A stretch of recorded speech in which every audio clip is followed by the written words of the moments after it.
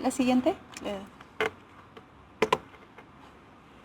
Antes de empezar en sí con lo que es policitemia, debemos de recordar algunos conceptos. Me hubiera gustado, los he puesto también en las diapositivas, pero me gustaría ver la participación de ustedes, de todos modos. Recuerden que estamos hablando de enfermedades hematológicas y los conceptos básicos que debemos de conocer es, por ejemplo, cuánto es lo normal de hemoglobina, porque todo eso lo vamos a manejar durante todo el desarrollo del tema. A ver, por favor, doctores, me gustaría saber quién se anima a decir en voz alta cuánto es lo normal de hemoglobina. ¿De cuánto? Ya, muy bien, muy bien. La Organización Mundial de la Salud en realidad establece unos parámetros que no van de acuerdo con nuestra realidad. Los parámetros validados a nivel nacional son de 12 a 14 gramos por decilitro de hemoglobina en las mujeres y de 14 a 16 gramos por decilitro en los varones. Otro concepto que debemos de conocer es que la hemoglobina va de la mano con el hematocrito. Generalmente el hematocrito es 3 veces más en porcentaje que los valores de la hemoglobina. ¿Qué significa 3 veces más? Que si acabamos de decir que en mujeres es normal tener 12 de hemoglobina, yo me espero 3 veces más ese valor de hematocrito, es decir, 36% de hematocrito. Y si en los varones es normal 14 de hemoglobina, me espero un hematocrito 3 veces mayor, es decir, 14 por 3, 42. Otro concepto que debemos conocer es que si bien estos son valores relativos, lo que nos interesa saber es el valor del número normal de glóbulos rojos circulantes por mililitro en sangre. Eso corresponde a 5 millones de glóbulos rojos por mililitro, más o menos 1 millón, es decir, de 4 a 6 millones de glóbulos rojos normales debemos de tener circulando por mililitro de sangre. Voy a adelantarme a otro concepto, porque como le digo, vamos a mencionarlo todo el tema, todo el desarrollo del tema. Hablemos de proteínas séricas, las proteínas que se dosan en sangre, en el plasma. Lo normal de proteínas totales, ¿cuánto es? ¿Cuánto es el valor de proteínas totales? En gramos, ¿se acuerdan? Proteínas totales, en donde una de esas proteínas es la albúmina, ¿no? ¿Verdad? ¿Sí? Y el otro tipo de proteínas son las globulinas. Esas dos proteínas, la albúmina y las globulinas, sumadas nos dan las proteínas totales que generalmente se dosan en suero. ¿Cuál es el valor total de esas proteínas? El valor de esas proteínas, de las proteínas totales, es de 4.5 gramos por decilitro a 6 gramos por decilitro, a predominio de la albúmina. La albúmina normalmente siempre tiene que predominar. Bueno, más o menos esos son los conceptos muy básicos que ustedes ven, ¿no? Son conceptos que aprendemos todos en nuestras facultades desde que ingresamos de primer año, segundo año, tercer año. Otro concepto básico es recordar esto, ¿no? Este esquema muy sencillito, miren qué bien graficado que está. Aquí tenemos la stem cell o la célula madre hematopoyética, es la originaria, digamos así, de dos grandes grupos celulares, ¿no? Uno que es el mieloide y otro que es la célula madre linfoide. En esta primera parte hablamos de policitemia, nos vamos a ir para este lado. Es decir, vamos a ver cómo la célula madre original tiene una línea celular que corresponde a la célula madre mieloide y aquí es donde parten los glóbulos rojos, las plaquetas y algunos de los glóbulos blancos. Entonces, en esta primera parte, acá nos vamos a detener. A ver la siguiente. Empezamos entonces con policitemia, ¿no? Ya habíamos dicho, acuérdense del esquema, ustedes hacia su mano izquierda, ¿no? La serie mieloide o linfoide. A ver, el esquema que acabamos de ver, la serie mieloide o linfoide. Mieloide. Entonces, ¿qué cosa es una policitemia? La policitemia es, miren bien claro el concepto, es el aumento de la masa de glóbulos rojos. Masa, no estamos hablando de hemoglobina, no estamos hablando de hematocrito, no estamos hablando de otros valores. Masa, ¿qué significa esta masa? Esto de acá, tal vez debí ponerlo debajo o resaltado. La masa de glóbulos rojos significa esto, lo que acabamos de ver el valor, 5 millones de glóbulos rojos por mililitro de sangre. Esa es la masa eritrocitaria o de glóbulos rojos normal. Bueno, esto efectivamente, este número de glóbulos rojos sí se traduce en la hemoglobina y se traduce en el hematocrito. Es decir, si yo tengo un valor normal de glóbulos rojos, entre 4 a 6 millones de glóbulos rojos, voy a tener valores normales de hemoglobina, entre 12 y 14 de hemoglobina para las mujeres y para los hombres un poco más. Y ahí está lo que ya habíamos conversado, la hemoglobina de 12 a 14 gramos normal, correspondiente a 3 veces el hematocrito en porcentaje. La siguiente. A pesar de que estamos hablando de que estos son valores normales, no olvidemos de que hay consideraciones fisiológicas.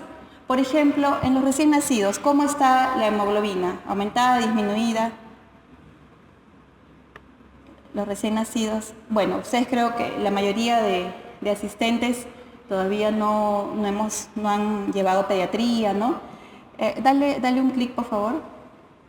Los recién nacidos tienen la masa eritrocitaria aumentada, es decir, hemoglobina aumentada, hematocrito aumentada. Ellos pueden tener entre 16 y hasta 18 gramos por decilitro de hemoglobina. Otra consideración fisiológica son las gestantes. No es normal, ¿no? Sabemos que es un estado fisiológico diferente al de las personas no gestantes. ¿Cómo está en la gestante? A ver, eso sí creo que por conocimientos muy bien abajo. La gestante, anemia, ¿no? Tanto se escucha a veces en la televisión la lucha contra la anemia en la gestante. ¿Por qué? Porque eso va a influir en el desarrollo del feto. Entonces ahí está, en la gestante está disminuido. Y en los niños, entre los recién nacidos y hasta la edad adulta, ¿cómo está en los niños? Hay una etapa, que es la de los lactantes, donde hacen una anemia, ¿no? Generalmente presentan valores bajos de los normales, y luego ya en la etapa de adolescencia ya se normaliza hasta la etapa del adulto. Pero no olvidemos estas consideraciones. No vamos a esperar que un recién nacido tenga 12, 14 de hemoglobina, y una gestante generalmente maneja valores menor que eso, y esa es la razón por la cual se da el suplemento de hierro. La siguiente. Bueno, después que hemos tenido esos conceptos básicos y esas consideraciones, vamos a empezar ya a definir exactamente lo que es la policitemia. Este es un curso de fisiopatología en donde vamos a ver cómo la fisiopatología nos explica la clínica, las manifestaciones de la enfermedad. Para ello, vamos a empezar mencionando que en la policitemia hay 3 principales mecanismos fisiopatológicos. Estos 3 de acá nos van a explicar todos los cuadros que vamos a ver a continuación, hablando de policitemias. Un mecanismo fisiopatológico es que existe una proliferación celular. ¿De qué estamos hablando? De glóbulos rojos, primaria. Es decir, no hay una causa, no hay un factor asociado, no hay un desencadenante identificado. Existe simplemente una proliferación descontrolada de glóbulos rojos, ¿no? Por eso dice ahí primario, no hay una causa, no hay un desencadenante. Si yo tengo muchas células que proliferan en forma descontrolada, vamos conociendo otro concepto que se llama hiperviscosidad sérica. Esa proliferación descontrolada me va a llevar a mayor número de células en el suero, y eso se llama hiperviscosidad sérica. El segundo mecanismo fisiopatológico es ¿por qué aumentarían los glóbulos rojos?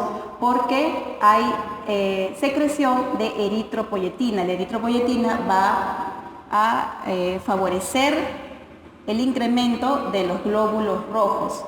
Otro gran mecanismo fisiopatológico es porque hay una disminución del aporte de oxígeno a nivel de la sangre, y eso me genera un estímulo para producir glóbulos rojos, que ahorita lo vamos a ver más detalladamente. Entonces, esos son los 3 grandes mecanismos por los cuales vamos a tener policitemia, que otra vez, ¿cuál es el concepto de policitemia? Elevación de la masa de glóbulos rojos, es decir, más de 6 millones de glóbulos rojos. ¿La que sigue? Ya era para explicar al inicio, pero ya no importa. Gracias.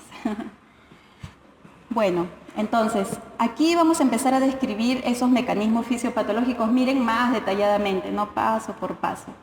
Habíamos mencionado que el primero era una proliferación de glóbulos rojos primaria. Es decir, hay una orden genética que dice proliferen.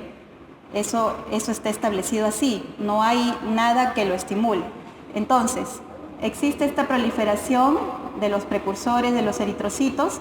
¿Eso qué me lleva? Me lleva a que se eleve el hematocrito. Si se eleva el hematocrito, si estamos hablando de elevación de glóbulos rojos, estamos aumentando la viscosidad de la sangre.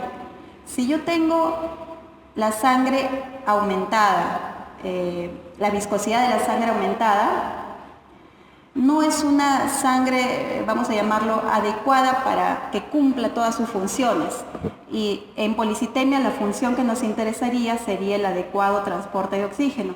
Si yo tengo viscosidad aumentada, voy a tener una capacidad de transporte de oxígeno disminuido o alterado, no va a ser normal. Entonces, si yo no tengo oxígeno adecuado circulando en mi cuerpo, ¿cuáles son los mecanismos compensatorios del organismo? Ahí, ¿no? ¿Cómo responde el organismo? Empieza entonces a latir el corazón más rápido para mantener la volemia y el transporte de oxígeno adecuado para todos los órganos blancos y en sí para todo el organismo. Si aumenta la frecuencia cardíaca, empieza a latir el corazón más rápido, aumenta el volumen minuto cardíaco, genera un aumento del volumen plasmático. Aumenta el volumen plasmático.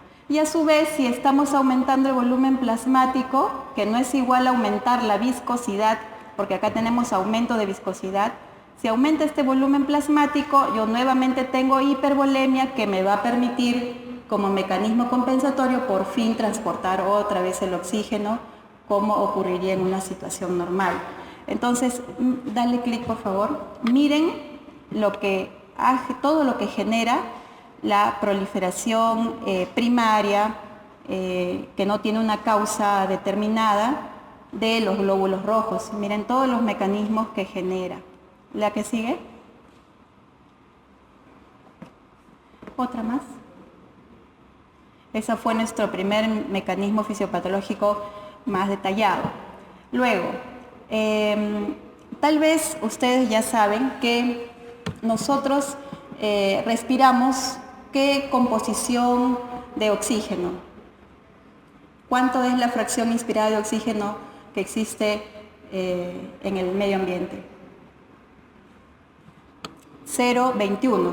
Esa es la fracción inspirada de oxígeno. Quiere decir que hay 0,21 moléculas de oxígeno que nosotros cada vez que entra aire a los pulmones arrastramos. Entra aire, arrastramos 0,21 moléculas de oxígeno. Eso hay a veces muchos mitos, ¿no? Que ustedes también tienen que ir sabiendo. Hay muchos mitos que dicen que conforme subimos altitudes o pisos altitudinales, por ejemplo en la sierra, no es la misma fracción de oxígeno. Mentira. La fracción inspirada de oxígeno es de 0,21 en cualquier parte del planeta.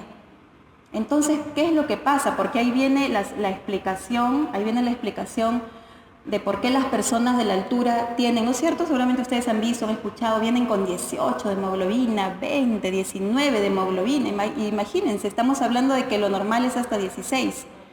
Entonces, ellos están desarrollando acá un mecanismo de compensación porque viven en la altura, pero no es porque respiren menos oxígeno. Y aquí lo vamos a ver. Entonces, fracción inspirada de oxígeno en cualquier parte del mundo, 0,21% o 0,21. Entonces, ¿qué es lo que pasa? ¿Por qué sucede esto en la altura? Porque lo que sí sucede es una baja presión atmosférica. Estamos hablando de atmósferas, no de oxígeno. Presión atmosférica. ¿Qué significa la presión atmosférica?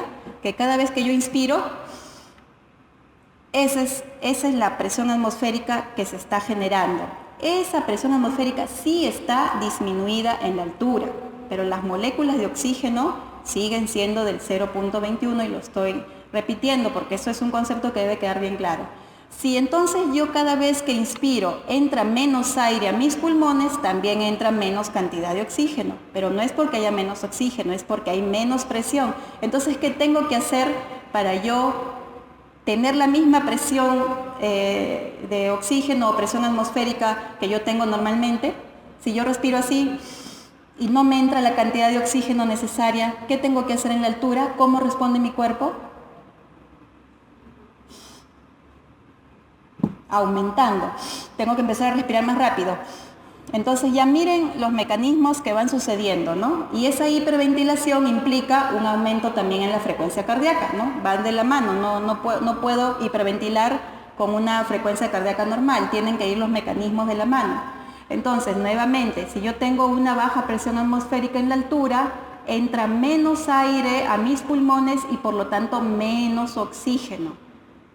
Menos moléculas de oxígeno, pero siguen siendo el 21%. Y yo, para compensar esa menor cantidad de oxígeno, respiro más rápido y listo, ya estoy compensando, mi cuerpo ya está respondiendo a eso. Entonces respiro más rápido, aquí está, ¿no? Aquí estaba. Aumenta el volumen minuto cardíaco, la frecuencia cardíaca y aumenta la ventilación, la frecuencia respiratoria. Empiezo a respirar más rápido, mi corazón late más rápido, para poder compensar esa deficiencia. La siguiente. Otros mecanismos fisiopatológicos por los cuales se va a generar policitemia son estos. La hipoventilación alveolar. Miren como su nombre dice, hipoventilación. O sea, no está llegando suficiente cantidad de aire al alveolo. ¿Por qué puede ocurrir eso? Aquí hay unos ejemplos. Obesidad y síndrome de Pidwick.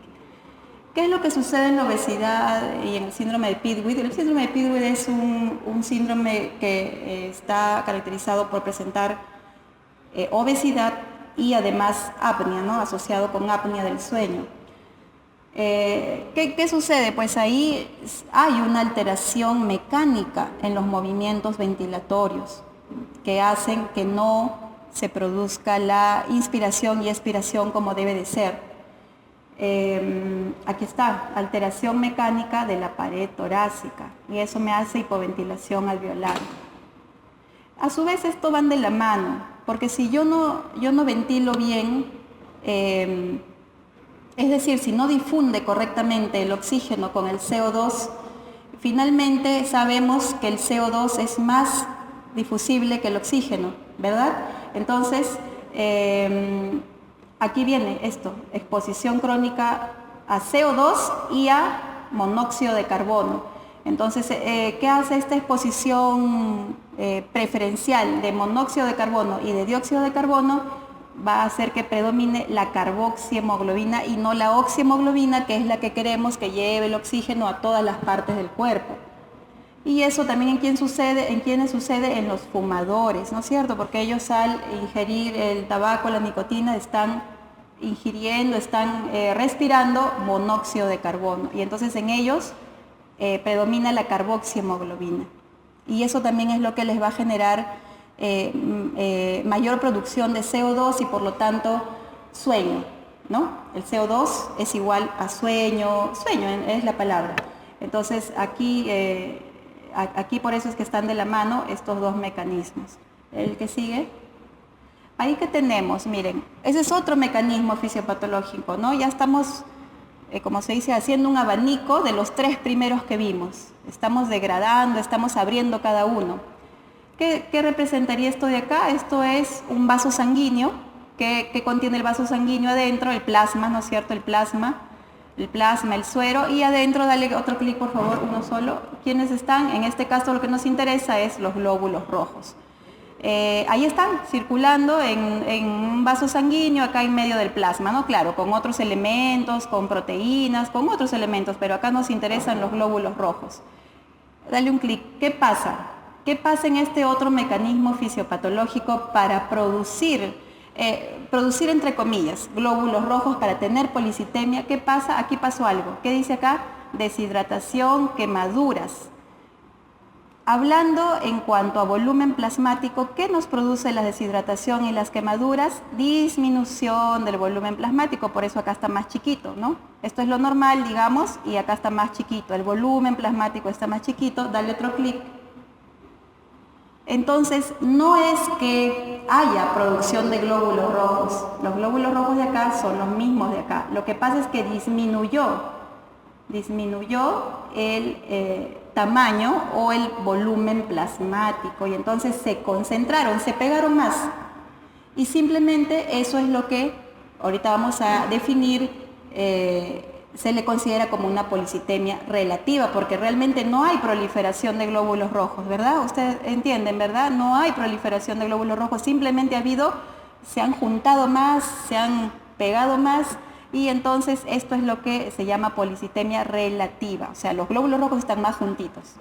Imagínense si esto es un vaso sanguíneo, ¿no? Uno le pide un examen, pinchan, acá viene la agujita, pincha este vaso sanguíneo y le va a salir, uy, hematocrito aumentado, hemoglobina aumentada, uy, tiene policitemia. No, lo que pasa es que ahí es donde tenemos que considerar esto. ¿Qué pasó? De repente no es una policitemia, sino es una hemoconcentración, esa es la palabra. ¿Y en quiénes sucede? Sucede en los que están deshidratados. ¿Quiénes están deshidratados? Los abuelitos que no comen, que están infectados, los niños que están vomitando con diarrea, los grandes quemados, los que han sufrido hemorragias masivas, ¿verdad? Disminuye el volumen plasmático y por lo tanto se concentran, se hemoconcentran. Pero no es que hay un aumento de los glóbulos rojos. ¿El que sigue?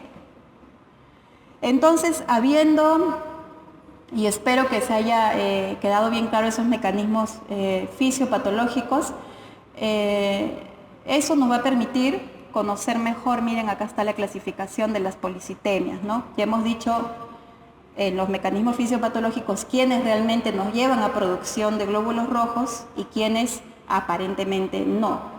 Entonces, esto es como se clasifica. Tenemos esta clasificación que dice dos grandes grupos, policitemia verdadera y policitemia relativa. La verdadera la acabamos de mencionar y de repetir muchas veces, ¿no? Verdadera es que sí aumentan los glóbulos rojos, sí va a haber un aumento de la masa eritrocitaria. A su vez este tiene dos, dos. La idiopática o primaria idiopática no sabemos. Eso significa, cuando en medicina hablamos de idiopático o de primaria, significa que, bueno, lamentablemente no se conoce todavía el mecanismo desencadenante, el mecanismo fisiopatológico, pero sí hay una explicación genética, o sea, hay un gen asociado a esa policitemia, en este caso primaria. Y la otra secundaria. Secundaria sí quiere decir que hay factores, enfermedades, patologías que están asociadas, que la explican. Eso es el verdadero aumento de glóbulos rojos. Esto de acá, la otra clasificación de policitemias, es la relativa. Aquí no hay aumento de glóbulos rojos, es lo que acabamos de ver. Que hay disminución del volumen plasmático y ya vimos, y creo que esto es lo más básico, ¿no? Ya en quienes se presenta esa policitemia relativa. ¿El que sigue? Entonces, por favor, retrocede, disculpa. En esta clasificación acá de idiopático primario está la primera patología que vamos a ver, que se llama policitemia vera. Ahora sí, la siguiente, la policitemia vera, ¿no? Esa es la primera que vamos a tratar.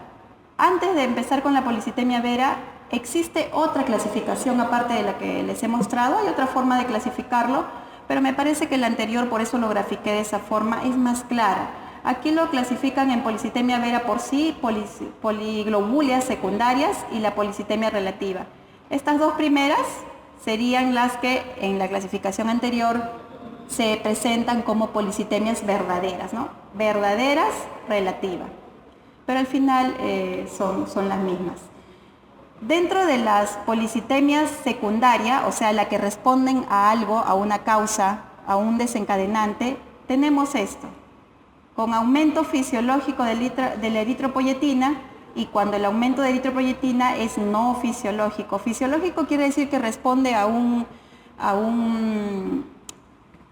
algo que en nuestro organismo está sucediendo. Entonces, por eso aumenta la eritropoyetina. Por eso aumenta la eritropoyetina. ¿Dónde ocurre eso?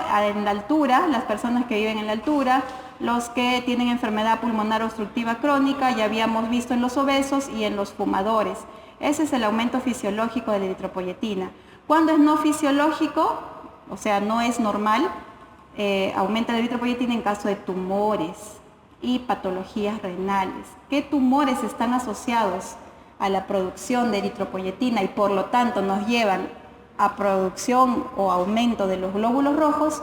Ahí están los tumores, los hepatomas, los miomas, también algunos tumores del sistema nervioso central. ¿Y qué patología renal nos produce eritropoyetina no fisiológicamente? Está reportado la hidronefrosis, algunos casos de pielonefritis y sobre todo esos para la patología de causa renal. Por ejemplo, todo lo que se observa en la literatura en base a esto, no se conoce exactamente el mecanismo fisiopatológico, pero solamente son reportes de casos en donde han encontrado, por ejemplo, ¿no?, que una persona, es un reporte de caso que les comento, con un mioma gigante, un mioma de 7 kilos, tenía valores de hemoglobina mayores de 18, y cuando le sacan el mioma, los valores de hemoglobina se normalizaron, ¿no? Entonces son reportes de casos, no hay todavía en sí un mecanismo fisiopatológico muy claro.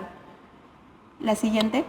Entonces esas eran las clasificaciones, ¿no? Entonces nuevamente tenemos policitemias verdaderas y policitemias relativas. Las verdaderas son las que sí elevan el número de glóbulos rojos y las relativas es porque se hemoconcentran esos glóbulos rojos, se juntan y pareciera que hubiera más número, pero solamente es que están concentrados.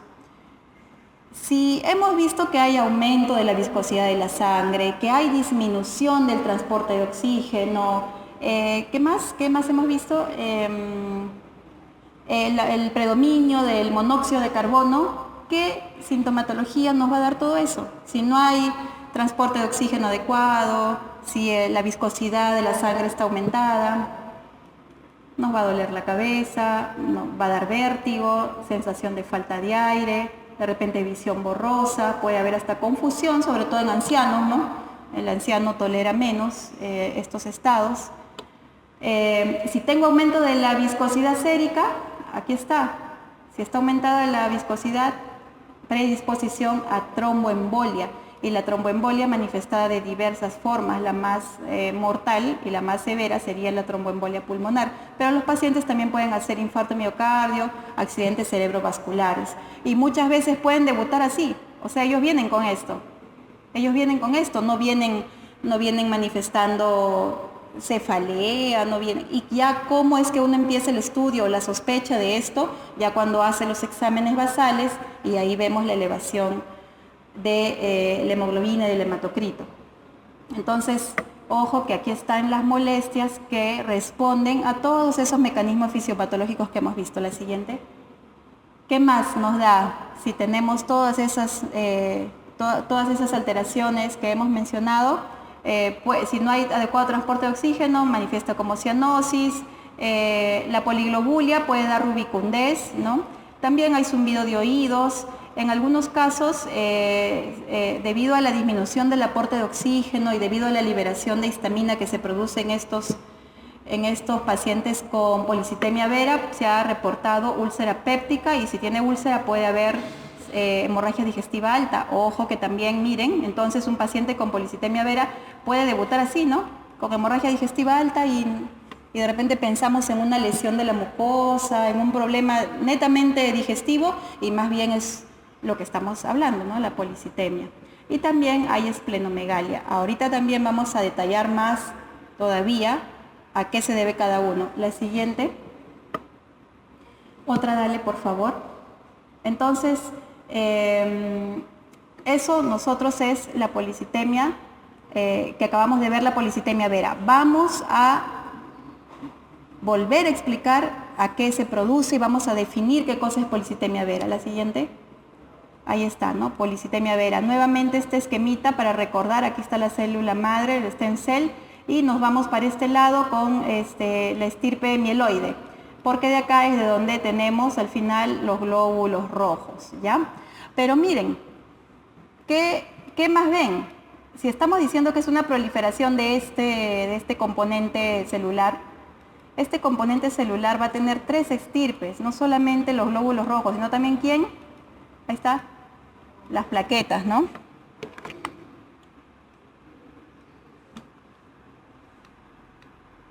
Acá está. Las plaquetas también. Y también ¿quiénes? Los granulocitos, un tipo de glóbulo blanco. ¿Quiénes son los granulocitos? Los eosinófilos, los neutrófilos y los basófilos. O sea, la serie mieloide nos da en realidad las tres series celulares de la sangre, los glóbulos rojos, las plaquetas y los granulocitos. ¿Por qué es importante nuevamente ver este esquema? Acá está. Porque así como vamos a tener aumento de los glóbulos rojos, si prolifera esta célula madre, también vamos a tener ligero incremento de estas 2 series celulares. Acá está. Se origina en una célula madre común a las 3 series y por lo tanto no solamente nos da aumento de glóbulos rojos, sino también de los neutrófilos, de los basófilos y de las plaquetas, ¿ya? Debemos mencionar que la policitemia vera, por eso dije al inicio, no es una patología relacionada con mieloma, por si acaso, ¿no? Lo digo para que quede claro por la parte teórica. La policitemia vera es un síndrome mieloproliferativo crónico, así como las que se encuentran acá. Es decir, es un tipo de mieloproliferación crónica esta enfermedad. Y no tiene nada que ver con la eritropoyetina, porque hemos repetido varias veces que es una proliferación primaria, que no se conoce la causa. Si bien hay un gen asociado, pero no se sabe más. La que sigue. Entonces, afortunadamente no hay mucha frecuencia de esta enfermedad, pero sí un predominio ligero en varones. Y lo que sí es importante resaltar es que es una enfermedad que se presenta de los 50 años en adelante. Es muy raro ver policitemia vera en menores de 50 años y también es raro verlo en mayores de 70 años. Esta es la edad o el grupo etario que se ve más afectado, ¿no? Y volvemos a repetir todos los síntomas que hemos visto a qué se deben: al aumento de la viscosidad y aumento de la volemia, del volumen plasmático. El que sigue. ¿Cuáles son nuevamente esos síntomas? Cefalea, mareos, ya habíamos visto, visión borrosa, parestesias también puede haber, ¿no? Parestesias, que son las sensaciones anómalas, adormecimiento, hormigueo, refiere el paciente, ¿no? Zumbido de oídos, también puede dar dificultad para dormir o dificultad respiratoria. El que sigue. ¿Qué más sintomatología? Puede haber eritrosis o plétora en la cara, ¿no? Que es la coloración rojo violácea que se puede presentar en los pacientes. El prurito se explica porque, ¿por qué? A ver, vamos a ver de nuevo por qué. Retrocede, por favor, retrocede otra más. Ahí. ¿Por qué se produce prurito? Porque recuerden de que acá está la célula que está proliferando. Así como me produce glóbulos rojos, me aumentan las plaquetas, me produce ¿qué? Acá está basófilos. ¿Y qué producen? ¿Qué principales moléculas producen los basófilos? Una que se llama histamina, ¿no es cierto? Ahora sí avanza, por favor. Entonces, el prurito acá se debe a que cuando hay basofilia, basófilos aumentados, hay mayor producción de histamina y por eso se da prurito. También debido al aumento de la viscosidad de la sangre, los fenómenos trombóticos que pueden ser arteriales y venosos a cualquier nivel. Diátesis hemorrágica es la predisposición a sangrar, ¿no? Sobre todo manifestada como petequias, gingivorragia, puede haber hasta hemorragia digestiva alta o formación de equimosis espontáneas. ¿Por qué? A ver, si acabamos de decir que más bien me produce un poco más de cantidad de plaquetas porque está proliferando, ¿no es cierto? Esa serie mieloide está proliferando, haciendo que haya más glóbulos rojos, más plaquetas, más granulocitos. ¿Por qué entonces? ¿Por qué sangro?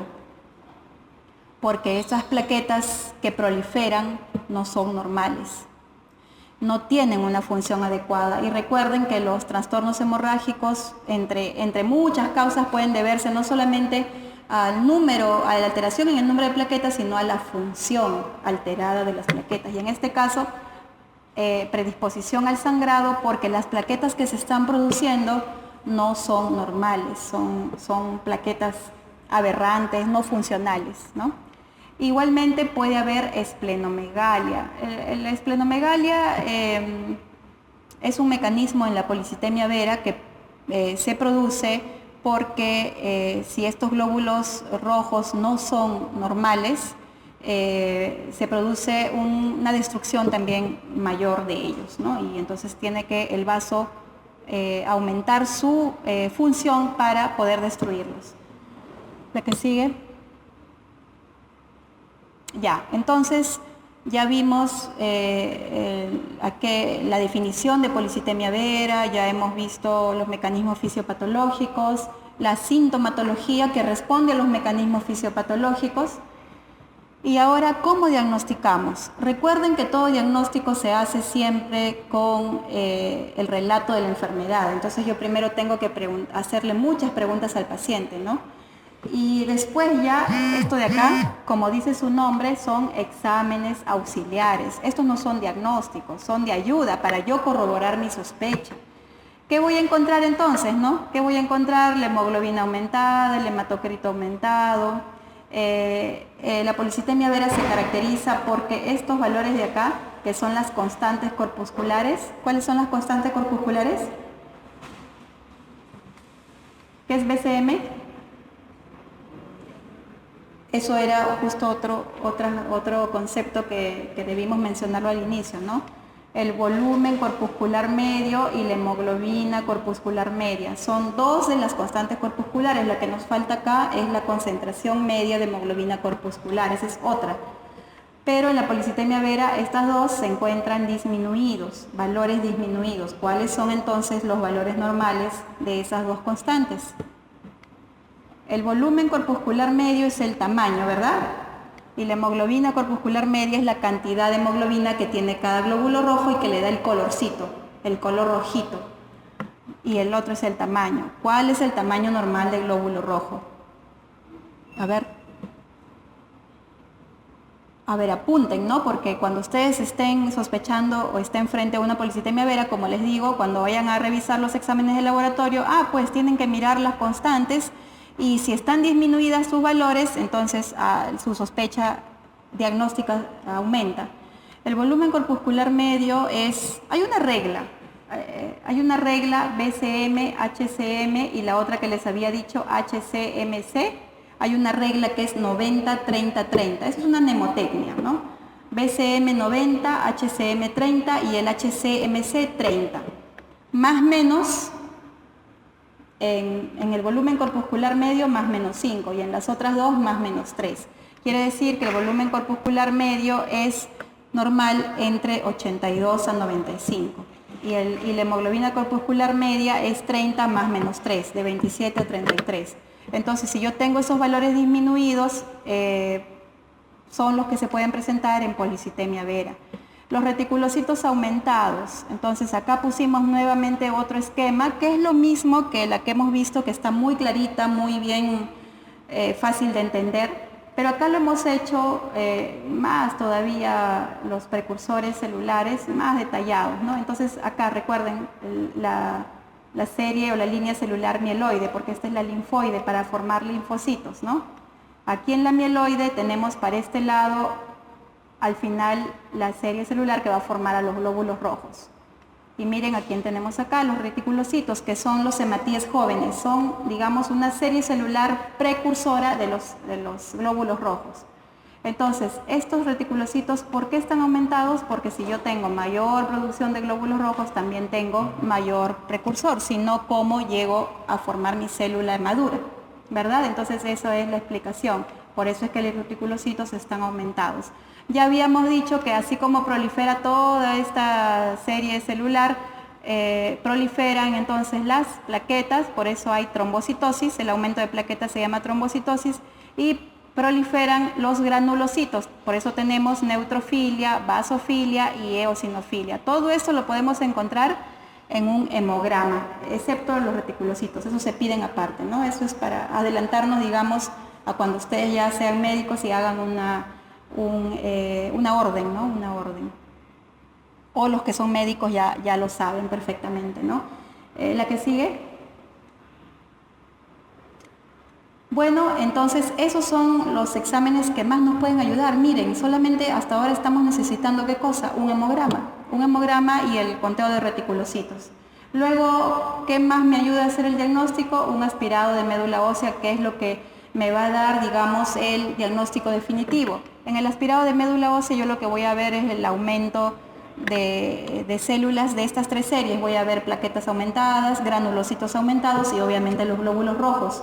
Y en una biopsia de médula ósea me van a informar como una médula hipercelular, ¿no? Volvemos a decir que aquí no tiene nada que ver la eritropoyetina, incluso la podemos tener disminuida si es que hacemos un dosaje de ella. A la que sigue. Ya, si bien eso es una ayuda diagnóstica, ya con eso hemos avanzado bastante en nuestro diagnóstico, pero existen criterios diagnósticos. Los criterios diagnósticos se han establecido, sobre todo la importancia de los criterios diagnósticos es epidemiológica, ¿no? Es para establecer, como dice su nombre, criterios que nos permitan incluir muy claramente, definir qué pacientes entran y quiénes no son, quiénes son y quiénes no son. Entonces, esos también son conceptos dinámicos, varían, cada cierto tiempo hay reuniones de expertos a nivel internacional, a nivel mundial, y los modifican, ¿no? Sin embargo, estos son del año, y ya estamos del año 2017, ya están quedando ya muy atrasados porque son del año 2012, ¿no? Nos mostraba que para yo hacer el diagnóstico de policitemia vera tengo que tener criterios mayores y criterios menores. El criterio mayor más importante es que tenga más del 25% de glóbulos rojos que se tienen normalmente.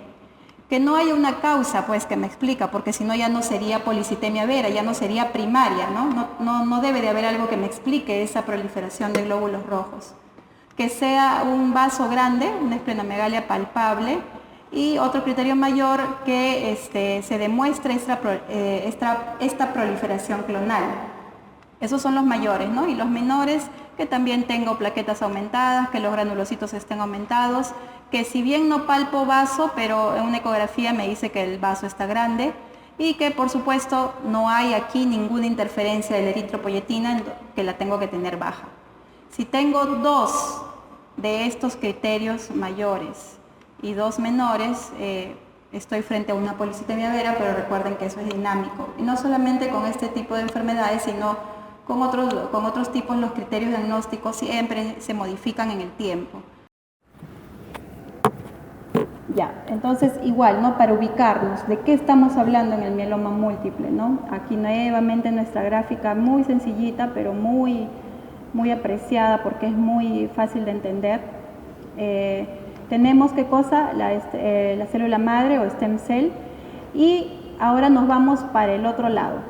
Tenemos la serie linfoide, y en esta línea celular es donde vemos que, así como se forman los linfocitos T y los linfocitos B, la diferenciación final del linfocito B es esta célula plasmática, y aquí nos ubicamos.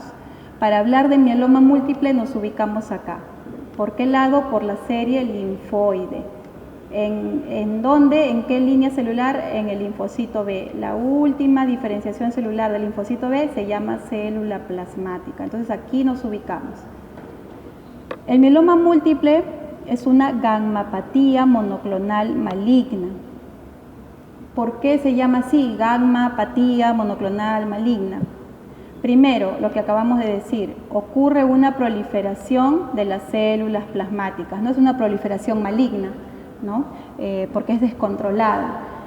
Esta célula plasmática, si está proliferando, ¿qué produce la célula plasmática? Esa célula plasmática produce una proteína en demasiada cantidad. Si hay más células plasmáticas, más proteínas. A esa proteína que está produciendo de forma monoclonal se le llama componente M, ¿ya? Entonces, eso es el mieloma múltiple, una gammapatía, que es la proteína, monoclonal porque es mono, de una sola estirpe, de un solo tipo de proteína, y maligno porque la proliferación es descontrolada. Ya, el que sigue. Es interesante que, así como se habla de otras patologías que vienen desde tiempos milenarios, igualmente, ¿no? En Argentina hay un museo en la capital donde está esta momia, que es una momia egipcia. Y miren qué interesante, ¿no? Qué interesante cuando se ha hecho ese estudio, esa evaluación de la momia, se le han tomado radiografías. Y miren lo que se encontró, pues, ¿no? Acá está la momia, esta es la momia que estaba acá. Y estas lesiones osteolíticas en calota y también en el maxilar, ¿no? Que acá se aprecian mejor, acá está el maxilar y acá está la calota. Pero no solamente encontraron eso en esa momia, también miren acá, ¿no es cierto? Esta es una vértebra dorsal donde se ve que está fracturada, aplastada. Entonces también esa es la columna vertebral de la momia, ¿no? Entonces tuvo compromiso de estas estructuras óseas y se cree que era compatible con un diagnóstico de mieloma múltiple, entonces desde aquellos tiempos milenarios, ¿no? La que sigue. Entonces nuevamente nos ubicamos. Aquí están las gammapatías monoclonales. Dentro de esas tenemos las malignas y ya habíamos dicho que el mieloma múltiple está ahí. Hay otro tipo de gammapatías monoclonales que son no malignas, sí, está la gammapatía monoclonal de significado incierto, la gammapatía monoclonal idiopática y las gammapatías monoclonales transitorias. Entonces nos ubicamos acá, aquí está el mieloma y de este vamos a hablar. De todos modos, yo he querido poner esto para recordar pues que si nosotros alguna vez encontramos una gamma globulina aumentada, no solamente vamos a pensar en mieloma, miren en todo lo demás que tenemos que pensar, ¿no? Ya vamos a ver cómo es que se llega a eso. Aquí en las gammapatías monoclonales transitorias está sobre todo transitorio porque hay un problema y una patología que en un determinado momento lo eleva y luego vuelve a la normalidad. Aquí entran las infecciones crónicas, a la cabeza tuberculosis en nuestro medio, HIV, infección por hepatitis. Esas son las infecciones que pueden producir elevación monoclonal transitoria. La que sigue. Entonces nos vamos con mieloma múltiple. El mieloma múltiple también se le llama mielomatosis o enfermedad de Kahler porque fue un médico, Otto Kahler, que hizo la primera descripción tal y como la vamos a ver de esta enfermedad.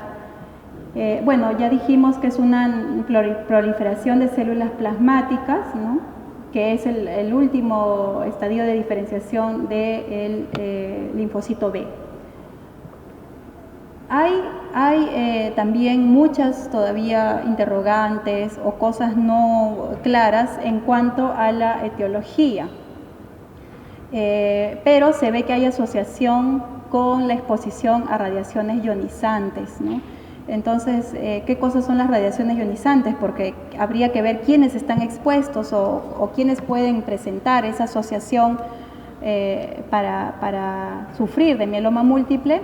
Las radiaciones ionizantes hay de fuente natural y de fuente artificial, incluso en el suelo hay radiaciones ionizantes, del sol hay radiaciones ionizantes, y esas son las fuentes naturales, y las artificiales son pues las que aplicamos a diario en los establecimientos de salud, cuando se toman rayos X, cuando se hacen gammagrafías.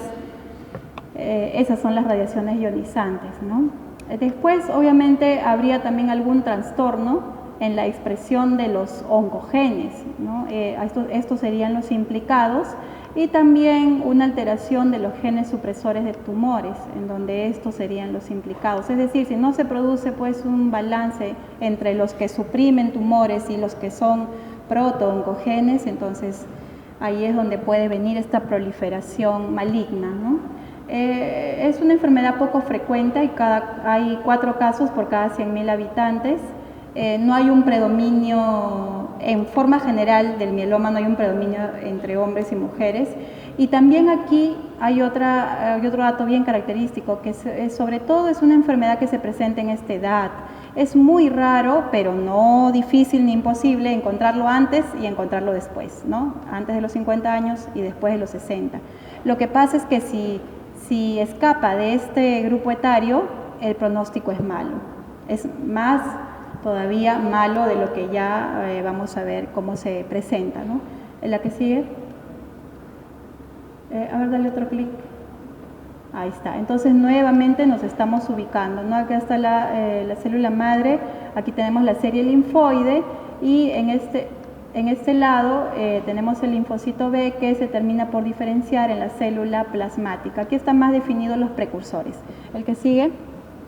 Bueno, ahí nomás. Entonces, vamos a explicar los mecanismos fisiopatológicos. ¿Qué sucede para que nos haga un cuadro clínico, ¿no? ¿Qué sucede fisiopatológicamente para que nos haga todas las manifestaciones que vamos a ir viendo? Este es el primer mecanismo fisiopatológico, infiltración a la médula ósea de esos plasmocitos, de esas células plasmáticas, invaden la médula ósea. Y acá está, ¿no? Si invaden la médula ósea y yo tengo que la médula, o sé que la médula ósea pues produce las series celulares hematopoyéticas, ya no las voy a tener, pues, ¿no? Ya no voy a tener eritrocitos, ya no voy a tener plaquetas, ya no voy a tener glóbulos blancos. La que sigue. Y si no tengo esas series celulares, si no tengo glóbulos blancos, plaquetas, ¿a qué me va a llevar? Si no tengo glóbulos rojos, anemia. Sigue. Si no tengo glóbulos blancos, se llama leucopenia y trombocitopenia, con las consecuencias que cada uno implica y que seguimos avanzando, ¿no? Poquito a poquito estamos viendo. La que sigue. Ya. Entonces, eso era un mecanismo fisiopatológico, la invasión de las células plasmáticas patológicas a la médula ósea. Otro, la proliferación celular plasmocelular, lo mismo.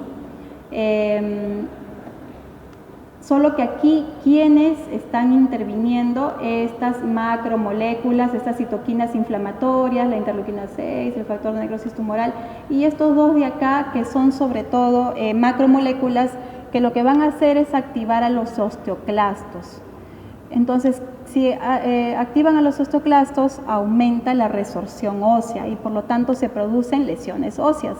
Aquí ya estamos viendo la clásica lesión del mieloma múltiple en la calota, que es la lesión en sacabocado o también llamada geoda, ¿no? Las geodas o lesión en sacabocado. A ver la que sigue, pero característicamente, digamos, afecta a la calota, pero hay otro clic, dale. Ahí tenemos que también nos puede afectar en orden de aparición la columna vertebral, la parrilla costal. Síguele dando, por favor, clic. El esternón. Puede haber este mismo tipo de lesiones en el esternón, en la pelvis, y una más, y en la porción proximal de los huesos largos. Aquí está representado el fémur, pero también puede ser en la porción proximal del húmero. Entonces, estos son los las principales estructuras óseas que compromete el mieloma múltiple, debido a ¿qué? A la activación de los osteoclastos que aumentan la resorción ósea.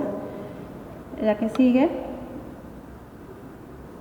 Incluso, si bien hemos mencionado que hay lesiones en sacabocado, pero también se ha descrito que hay lesiones extensas en donde desaparecen zonas completas del hueso. Por ejemplo, a nivel de la parrilla costal es más frecuente ver eso. No hay zonas enteras de costillas. Otro mecanismo fisiopatológico es que al haber más células plasmáticas, ya habíamos dicho, se produce más proteína monoclonal, ¿no es cierto? Porque es la célula plasmática la que produce las gamma globulinas, se produce más proteína monoclonal, y eso que nos lleva a aumento de la viscosidad sérica. Ahora, ustedes dirán, pero si tengo más proteínas, ¿eso es bueno? Pues no para el organismo. No, porque otra vez no son proteínas normales, no son proteínas funcionales. Entonces, en realidad, solo es una, digamos así, una masa, ¿no? Una masa que no trabaja, que no realiza su función. Entonces eso me aumenta la viscosidad sérica. Si no tengo proteínas adecuadas, hay predisposición a infecciones y también puedo presentar por esta proliferación monoclonal de las proteínas insuficiencia renal. Bueno, otro mecanismo fisiopatológico es la producción de citoquinas, ¿no? Así como producen inmunoglobulinas, producen citoquinas, y esas citoquinas son inflamatorias, factor de necrosis tumoral, interleuquina 6, las que habíamos mencionado, que me llevan o que me contribuyen a las lesiones óseas. Si hay resorción ósea aumentada, tengo hipercalcemia, aparte que esto se produce por otros mecanismos también, la que sigue. Y entonces, si hemos visto esos, nuevamente, ¿no?, esos mecanismos fisiopatológicos me van a explicar el cuadro clínico. Si repasamos, ¿qué mecanismos fisiopatológicos hemos visto? El aumento de la viscosidad sérica, el aumento de los osteoclastos, aumento de citoquinas inflamatorias, el aumento de las proteínas, y entonces eso me va a explicar lo que a continuación viene, ¿no? La sintomatología, lo que va a presentar el paciente. Si hay lesiones en hueso, si hay lesiones osteolíticas en hueso, dolor, ¿no es cierto? El dolor, el paciente se queja de dolor. Si tenía invasión de las células plasmáticas a la médula, anemia. No tengo precursores celulares hematopoyéticos, anemia. Bueno, la pérdida de peso es por la misma infiltración plasmática que se produce. Las infecciones, porque no tengo proteínas adecuadas de respuesta ante las infecciones. La diátesis hemorrágica es por varios mecanismos. La predisposición a sangrar es porque se ha invadido la médula ósea y no tengo plaquetas, o es también porque la proteína monoclonal interfiere en la función de las plaquetas. O sea, acá sí tenemos que está alterado el número de plaquetas y la función de las plaquetas, y que eso me predispone a diátesis hemorrágica. También aquí las manifestaciones de sangrado son la gingivorragia, epístaxis, petequias, equimosis espontánea. También puede haber hepatoesplenomegalia y el hallazgo de plasmocitoma extramedular, que es un tumor, ¿no? Es un tumor localizado, un tumor solitario, es un tumor extramedular. En cualquier otro órgano puede haber un plasmocitoma. Miren, raras veces puede haber fiebre, o mejor dicho, fiebre que se le atribuye a la enfermedad de por sí. La que sigue.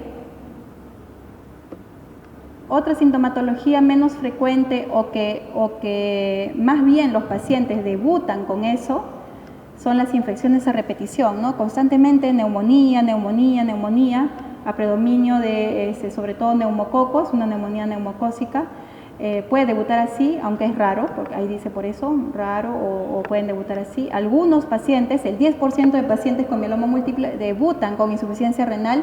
Ahí la importancia de presentar todo esto, ¿no? Porque de repente yo tengo un paciente que viene ya por falla renal y hay que buscar la causa, y una de esas causas puede ser que ese paciente tenga un mieloma múltiple. Debutan con sangrado, pueden debutar con sangrado. Los pacientes pueden palparse tumores y venir para el estudio de ese tumor y resulta que es un plasmocitoma. O también pueden debutar, aunque más en forma rara, pero pueden debutar con compromiso medular. El que sigue. Las lesiones óseas, las lesiones de los huesos, no solamente son de osteólisis, ¿no? Habíamos mencionado característicamente las osteólisis, las lesiones en sacabocado, en los huesos que habíamos presentado, pero no solamente es la osteólisis como se puede presentar en mieloma, también tenemos osteoporosis. Entonces, ojo cuando ustedes estén frente a un paciente que tenga osteoporosis, y hay que de repente mirar otros parámetros clínicos y laboratoriales para ver que esa osteoporosis no sea debida a mieloma, ¿no? Y de repente estamos tratando una osteoporosis por una disminución de la masa ósea y es más bien un mieloma. Y la otra forma de afectación del hueso es una osteoesclerosis, que sobre todo se produce a nivel de la columna vertebral.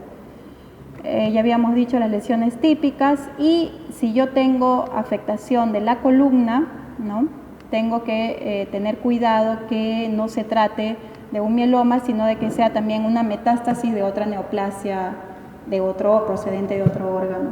¿La que sigue? ¿Cómo afecta el mieloma al riñón?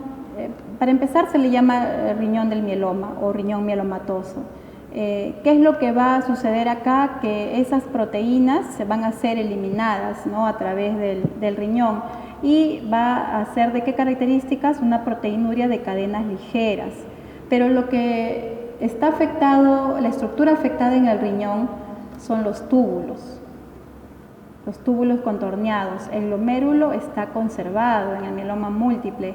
¿Cuándo es que el glomérulo se afecta? Cuando hay asociación con amiloidosis. Si el mieloma múltiple está asociado con amiloidosis, recién ahí puede haber compromiso del glomérulo.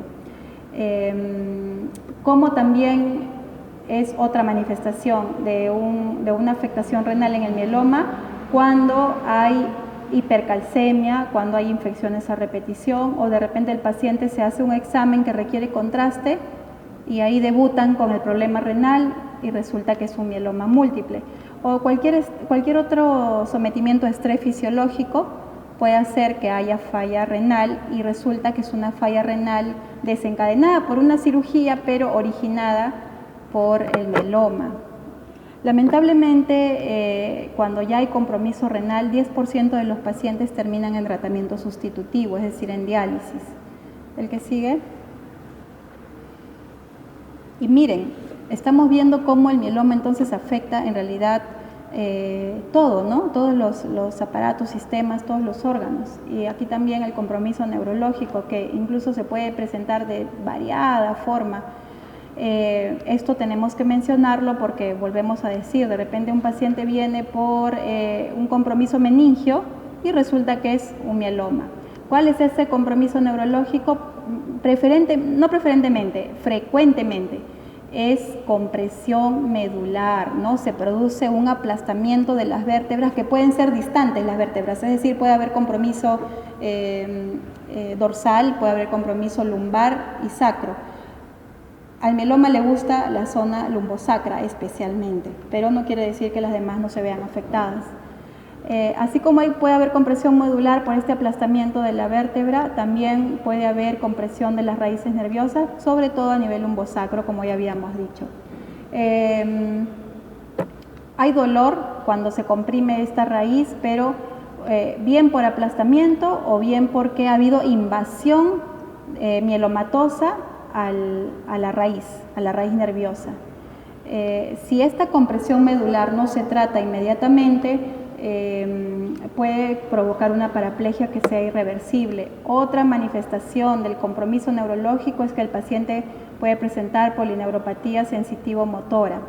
Otras manifestaciones, acá las tenemos, puede haber una leucoencefalopatía multifocal progresiva, que es un compromiso al parénquima cerebral, y que solamente, por ejemplo, esto se va a poder diagnosticar así, específicamente con una resonancia magnética cerebral. La mielomatosis meningia, que es la infiltración de las células plasmáticas a las meninges, se puede hacer o se puede diagnosticar con una punción lumbar. Puede haber presentación de túnel del carpo, un síndrome del túnel del carpo, pero sobre todo cuando hay amiloidosis asociada al mieloma, y también puede haber manifestaciones de hipercalcemia, ¿no? Las manifestaciones de hipercalcemia, ¿cuáles son? Cefalea, convulsiones, incluso el coma. Y estas manifestaciones pueden estarnos traduciendo una hipercalcemia. A su vez, la hipercalcemia, ¿por quién la causó? El mieloma. Entonces, el enfoque es diferente, porque entonces yo tendría que tratarlo de manera diferente. ¿La que sigue? ¿Qué más me afecta el mieloma? Me da infecciones. Hemos visto de que tienen un predominio o se pega más rápido el neumococo, ¿no? Y los pacientes vienen con infecciones respiratorias por neumococo, también infecciones urinarias por gram negativos, y otra infección que tienen es el herpes zóster en esa frecuencia. Aquí vamos a resaltar qué dato, de que lamentablemente los pacientes con mieloma múltiple no mueren por la enfermedad misma, mueren de esto, mueren por las infecciones. Esa es la principal complicación de los pacientes con mieloma. El que sigue. Bueno, y entonces ya yo sé cómo se presenta el mieloma, sé qué está pasando, por qué hay lesiones osteolíticas, por qué hay anemia y por qué presenta toda la sintomatología. Entonces yo voy a mi ayuda diagnóstica, ¿no? El mieloma es una de las enfermedades que presenta la velocidad de sedimentación globular más elevada. Incluso se habla de valores de más de 100 milímetros por hora. Es un valor muy elevado de velocidad de sedimentación globular. En el hemograma ya nos hemos estado adelantando que voy a esperar yo encontrar una anemia, plaquetas bajas, leucocitos bajos. En un frotis de sangre periférica en el mieloma se presenta este fenómeno de Rouleau. El fenómeno de Rouleau es el agrupamiento o la conglomeración de glóbulos rojos en pilas de monedas, ¿no? Y eso se puede observar en un frotis de sangre periférica. La viscosidad sérica aumentada la voy a encontrar, acabamos de decir, tengo proliferación de células plasmáticas, proliferación de componente de proteínas y finalmente, ¿quién es el que me da el diagnóstico definitivo? El aspirado de médula ósea y la biopsia de médula ósea. ¿Cuál es la diferencia entre las dos, no? Porque también en la policitemia hemos hablado de aspirado de médula ósea. Como dice su nombre, en el aspirado de médula ósea yo solamente voy a ver componente celular, pero en la biopsia de médula ósea además se extrae un fragmento, una porción de hueso, que también me va a permitir ver otras estructuras. En el aspirado de médula ósea de un mieloma, muchas veces ya sin llegar a la biopsia se puede observar células plasmáticas. El criterio mayor del diagnóstico de mieloma múltiple es que estas células plasmáticas se encuentren en más del 20% de lo que estoy observando yo en el aspirado de médula ósea. ¿El que sigue? Bueno, y digamos que con esos exámenes yo tengo ya una alta sospecha, pero pues hay otros que tengo que valorar para ver cuál es el compromiso, cuántos órganos están comprometidos, ¿no? Tengo que pedir un survey óseo, que es una valoración de múltiples huesos. Le toman de la calota, le toman de parrilla costal, le toman de los huesos que hemos mencionado que estaban afectados, ¿ya? Y el proteinograma electroforético, que es para identificar el componente M, o sea, qué proteína es la que está produciendo esas células plasmáticas. Tengo que evaluar la función renal con una proteinuria de 24 horas. En el perfil hepático voy a ver aumentadas las proteínas totales y aquí va a suceder un fenómeno que se llama disproteinemia.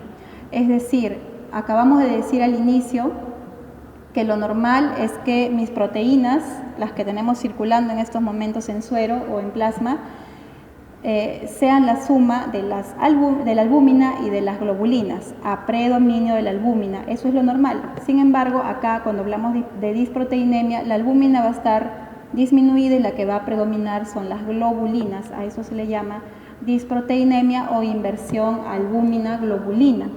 Eso es característica del mieloma, ¿no? Y eso donde lo veo en un perfil hepático. Bueno, seguimos evaluando la función renal, tengo que dosar creatinina en suero. Para ver que no haya complicaciones de hipercalcemia, tengo que dosar el calcio sérico. ¿El que sigue? En cuanto a qué pasa con los pacientes que ya tienen este diagnóstico, bueno, también lo había dicho ya desde el inicio, lamentablemente el pronóstico es malo. Miren la supervivencia, ¿no?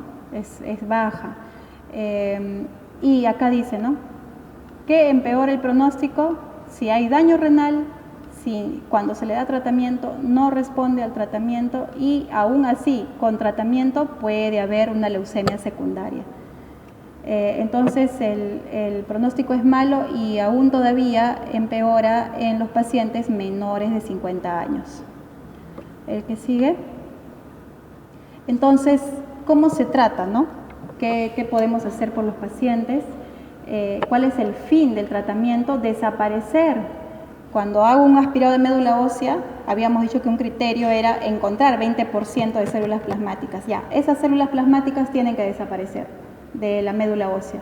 Y la proteína también tiene que desaparecer, ¿no? No tengo que encontrar células plasmáticas en médula ósea, ni tampoco el dosaje de proteínas tiene que normalizarse. ¿Cómo se consigue eso?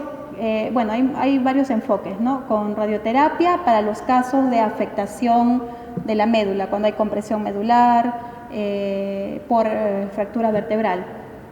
También tenemos el uso de citostáticos en donde está la ciclofosfamida y el melphalan. En otros países usan melphalan, pero acá se usa ciclofosfamida asociado a un corticoide, puede ser prednisona, dexametasona, con el que se cuente, ¿no? En nuestro país se trabaja con ciclofosfamida y con prednisona, se aplican ciclos de esos fármacos. Y luego, de por vida, el paciente permanece con la talidomida, que es inmunomodulador, un inmunomodulador que de por vida puede ser administrado. Y bueno, y las medidas generales para los dolores óseos, hay que dar analgésicos. Si hay anemia, se puede aplicar eritropoyetina. Si hay resorción ósea aumentada, se puede dar bifosfonatos.